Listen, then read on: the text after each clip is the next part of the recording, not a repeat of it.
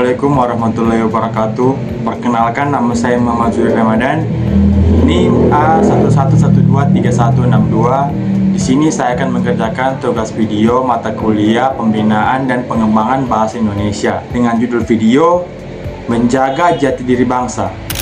Dalam video ini kita akan membahas bagaimana cara kita melestarikan penggunaan bahasa Indonesia, memanfaatkan dalam kehidupan masyarakat, dan yang terakhir mengembangkan dan membina bahasa Indonesia agar tetap relevan dan kuat.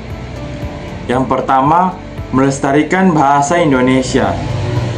Kita sering lihat penggunaan bahasa asing secara berlebihan, terutama di media sosial dan lingkungan pergaulan.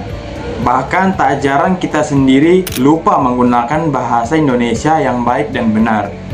Kita juga bisa menghargai karya sastra Indonesia, menyebarkan konten positif berbahasa Indonesia, dan menjadi teladan dalam penggunaan bahasa yang santun. Adapun contoh-contoh pelestarian bahasa Indonesia. Yang pertama, menulis puisi atau cerita berbahasa Indonesia. Yang kedua, menggunakan bahasa Indonesia di media sosial.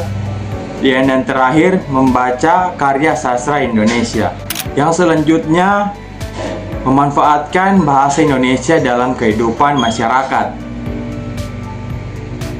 Bahasa ini digunakan dalam kehidupan sehari-hari, contohnya di sekolah, di tempat kerja, di pasar, dan sebagainya.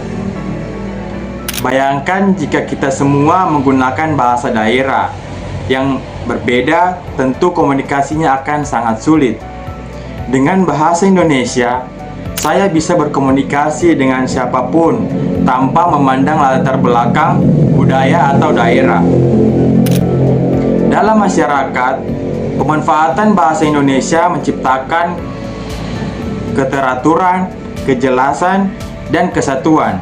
Maka dari itu, mari kita manfaatkan bahasa ini dengan baik dalam pertemuan resmi, surat menyurat, hingga percakapan daring. Yang berikutnya, pembinaan dan pengembangan bahasa Indonesia. Bahasa terus berkembang, begitu juga dengan bahasa Indonesia.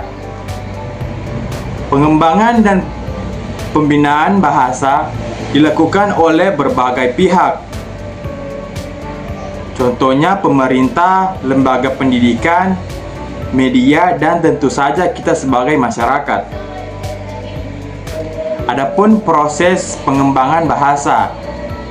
Yang pertama, ada penyerapan bahasa asing dengan penyesuaian.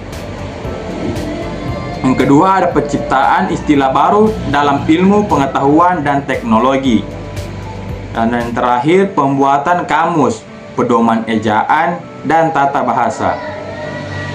Kata-kata seperti gawai, pranala, dan surel merupakan contoh bagaimana bahasa Indonesia beradaptasi dengan zaman.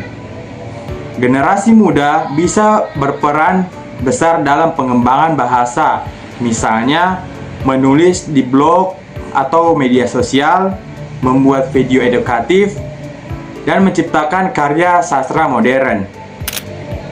Maka dari itu, kita melestarikan bahasa dengan menggunakan secara benar, memanfaatkan sebagai alat komunikasi yang efektif dan sopan, mengembangkannya agar tetap relevan dengan perkembangan zaman.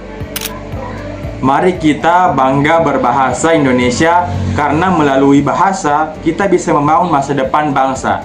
Saya Muhammad Zuri Ramadan. Terima kasih telah menyaksikan video ini. Saya ucapkan wassalamualaikum warahmatullahi wabarakatuh. Apabila ada kesalahan, mohon dimaafkan. Sekian.